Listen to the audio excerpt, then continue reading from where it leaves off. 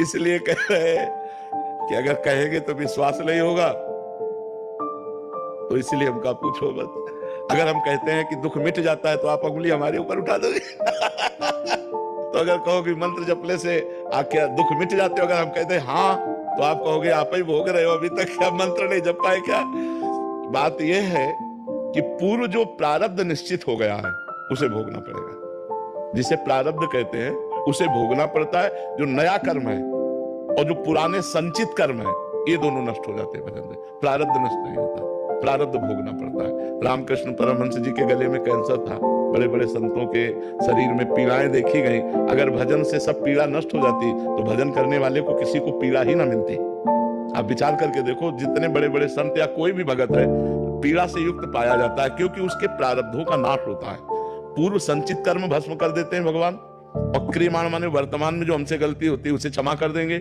लेकिन जिस समय हमारा शरीर बनाया गया था, उस समय जो रखा गया है कि 20 वर्ष में तुम्हारा हाथ टूट जाएगा, 25 वर्ष में तुम्हारा सर फूटेगा, तुम्हें कैंसर, वो सब होगा, वो सब होगा, चाहे भजन करो या ना करो, उससे कोई फर्क नहीं पड़ता। तो ये बात हिम्मत करके, हाँ ये जरूर है कि भगवान थोड़ा सहने की सामर्थ्य दे देते हैं, सहने की सामर्थ्य देते हैं कि उसी को हम रो के काटें या उसी को हंस के काटें। तो जब हम भजन में चित्त जोड़ते हैं तो थोड़ा आनंद में जीवन होता है, लेकिन भोगना पड़ता है। अवश्य में वो भोक्तव्यम कृतम कर्म शुभाशुभम, भोगना पड़ता है, इसीलिए सबको भोगना पड़ता है। इसीलिए कहा जाता है डरो पाप कर्म मत करो, क्योंकि कर्म बन गया तो भोगना पड़ेगा।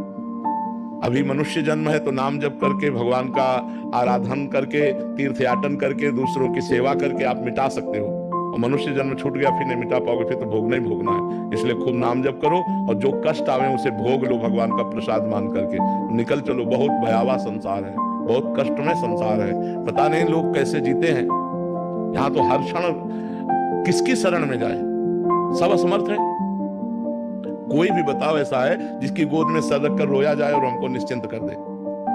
क्योंकि जिसकी सर में हम गोद रख करके रोना चाहते हैं वो भी असमर्थ है, वो भी बेचारा काल के अधीन है, वो भी मृत्यु के अधीन है, वो भी भययुक्त है, वो पूर्ण समर्थ तो नहीं है। और जो पूर्ण समर्थ वो दिखाई नहीं दे रहे हैं, यही है, सबके अंदर है, सबके बीच में है, हमारी सुन्न है।